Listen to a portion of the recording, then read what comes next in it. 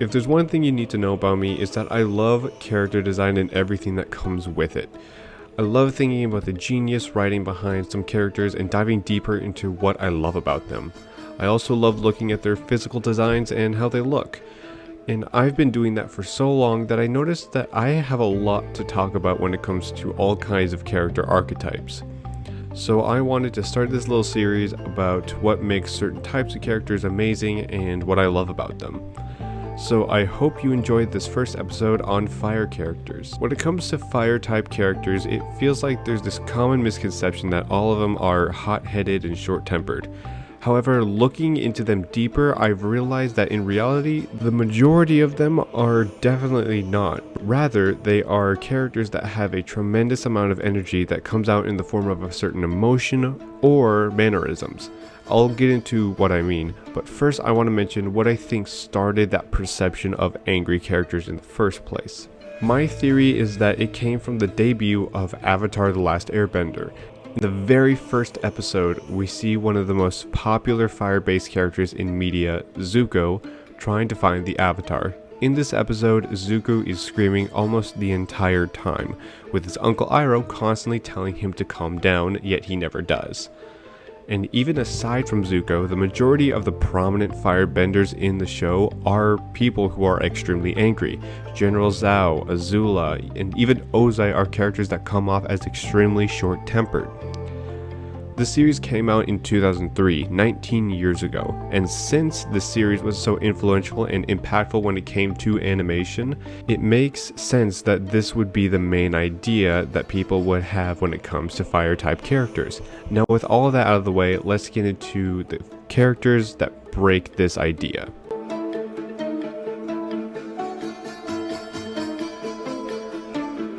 Now, of course, I need to mention that I don't believe that hot-headed characters don't exist. I mean, I just talked about one that fit that description. I wanted to talk about Zuko since I feel like he is a character that deserves all the praise he's given. We see him at his highest and lowest. What I love about him is that the creators don't just double down and keep him as an antagonist. They wanted to explore his character and make him go through hell to find peace. One thing I love about the relationship between Zuko and Iroh is that we get to see Zuko's progress through Iroh. We see what Zuko is at the time, and we see what he can become with Iroh. And over time, we see through their interactions that Zuko does make changes. The creators make sure that regardless of if they're together or not, we constantly see a comparison between the two until they finally come together and make up. The scene where Zuko confronts Iroh in tears and Iroh just hugs him and says that he's glad he didn't lose his way shows that Zuko has finally seen the truth and become a better person. So that's what makes Zuko a good character, but what makes him a good fire user? Well, we see that his firebending evolves with him. His firebending starts off jagged and quick. Strong, yes, but also devoid of flow and lacking in full body motion. It's almost robotic the way he moves, like he's not putting his full body into it. But once he's shown the true firebending by the dragons, we get to see his improved fighting style through his final battle with Azula. He's using more full body motions and appears to have full body control of it, and that's what makes him a great fire user. There was a video that came up and it showed that Zuko, after learning true firebending, was actually able to use certain types of movements that are more pertained to the other kinds of bending, which brings back the discussion that he had with Iroh way back before. That was just a detail that I noticed that I really liked. Now that we've covered a character that has a history of anger, let's go over one with extremely less rage and more love. Rengoku. Kyojuro Rengoku is the flame Hashira from the anime Demon Slayer. When we first meet him, we feel this extremely powerful and almost overwhelming presence that he gives off. It's a common anime trope that whenever we see a group of people posing stoically out of nowhere, we immediately assume that they are extremely powerful characters without even knowing what they do. But Rengoku gives off this completely different vibe, and we can literally feel the heat coming off of this guy. Over time, we get to see his mannerisms, like how he rarely frowns and he is extremely respectful to everyone even if he disagrees with them, all the while taking in a very loud tone, but we get to see what he's really about during the movie. Obviously, we have the classic Umai scene, but other than that, We get to see how all of his energy comes in the form of passion and support. Later on, we get to see why he is so supportive when we see the way he's treated by his father. That never changes the person he is, and if anything, he uses it as fuel to push the respect toward anyone and everyone. The only thing that can make this man act calm is when he is literally bleeding to death. Even at his death, he tells the main characters to never give up and never let anything discourage them. With his final words, he passes away, smiling like he always does. When I saw this scene for the first time, I was literally tearing up. I'm not one to actively bawl during sad movies, but this one fully got me, and I know that I'm not alone in that. Now, as a person, Rengoku is an amazing character, but as a fire user, he is easily one of the best. First off, I want to mention that when you have a character who has a certain power but does it through a weapon or item, it can limit your possibilities when it comes to moves and techniques. However, with Rengoku's sword skills, it doesn't feel that way.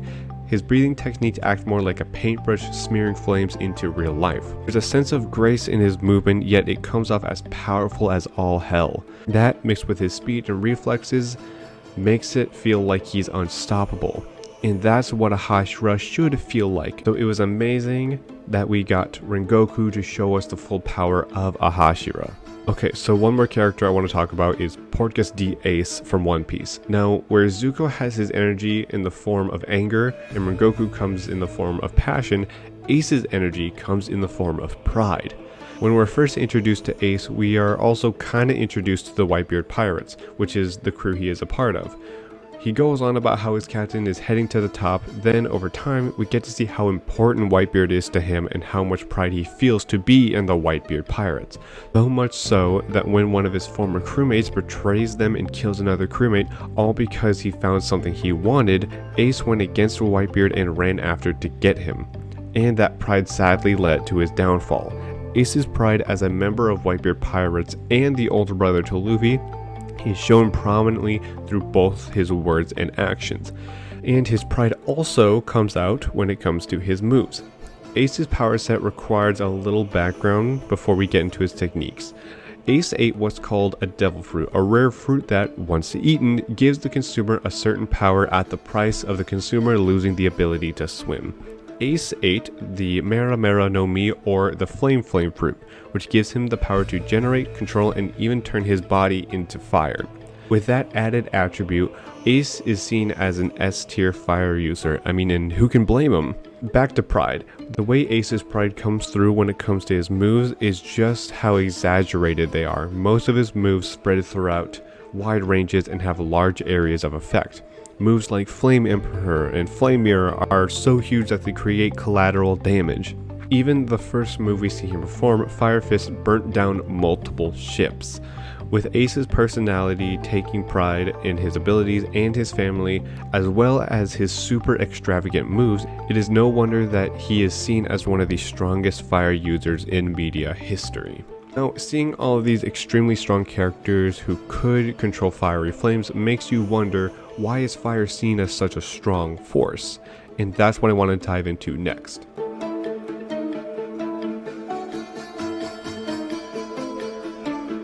I think the reason fire is seen and perceived as such a strong power comes from fire's destructive ability and the way it can be handled. Fire is an untamed force that can destroy large amounts of land, yet at its base form, it flows in the wind. When you look at how some real-life tools can use fire with the added aspect of jet power, different kinds of fuel, and even the ability to change color, it feels like fire can take on any form that the user wants.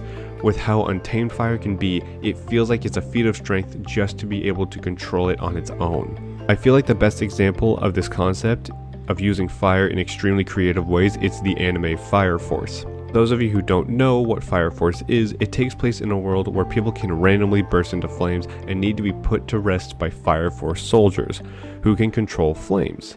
From emitting through their feet to creating solid objects to simply being able to heighten their physical strength just by generating a lot of fuel. This show really expands on how creative you can get with one basic element. Another great example of really well made fire ability is Skylanders. Yeah, I bet you haven't heard that name in a while, but yeah, Skylanders has one of the most creative fire based characters in video game history. You have everything from lava monsters to dragons with fireworks to Hulk Hogan with a literal cannon. Skylanders have some of the most creative characters in gaming history, and that is a hill that I will die on. Skylanders is even responsible for creating one of my favorite video games villains ever, Chef Pepperjack. I mean, look at this guy. Ain't gonna cook you as a dinner, not serve you as in present the food to you. I can see how that would be confusing. Anyway, let's spice things up. If that doesn't make you want to either play Skylanders or eat the spiciest food you could find, I don't know what to say to you. When you look at the way fire operates, you can see that it would make sense why people see fire as such a strong power to have. From how easy it can be to create it to how simple and easy it is to diversify its properties, it's no wonder why we've seen so many fire users in recent years of media. So this final segment of the series, I want to talk about my top 5 fire characters and why.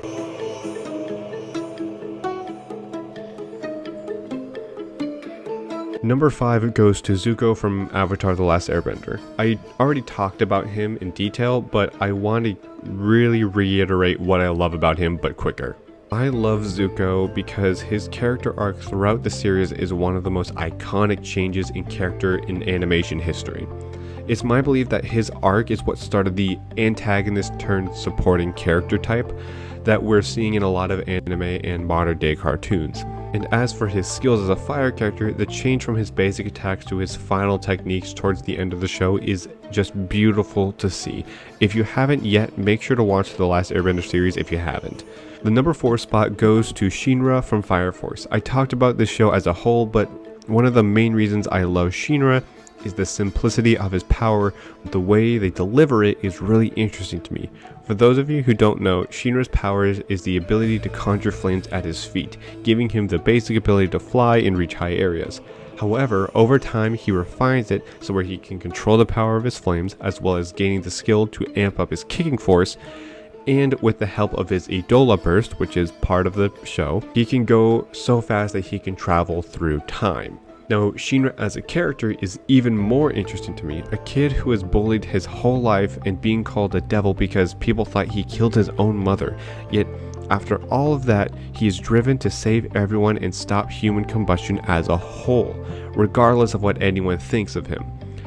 Also, I think his nervous tick where he smiles like a gremlin is kind of a fun quirk, even though it can look extremely unsettling sometimes, but I'm pretty sure that was just the idea.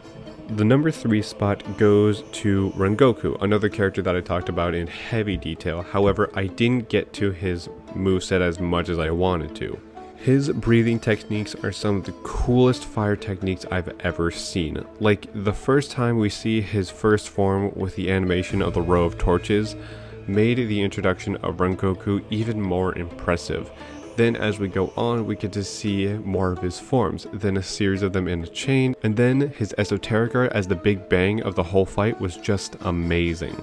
The animation, sound design, and the emotions attached to that whole scene still gives me shivers to this day. One more thing I like about him as a character is his influence after his death, especially to Tanjiro. He serves as a role model to him and others even after his death, which is a great writing decision and is a great way to remember a character. The number 2 spot goes to Endeavor from My Hero Academia, and I know that there's a certain opinion of My Hero, but just know that we don't discriminate on this channel. But anyways, Endeavor kind of has a Zuko character arc, yet a little more real. He starts off as an abusive, loudmouth, and egotistical maniac.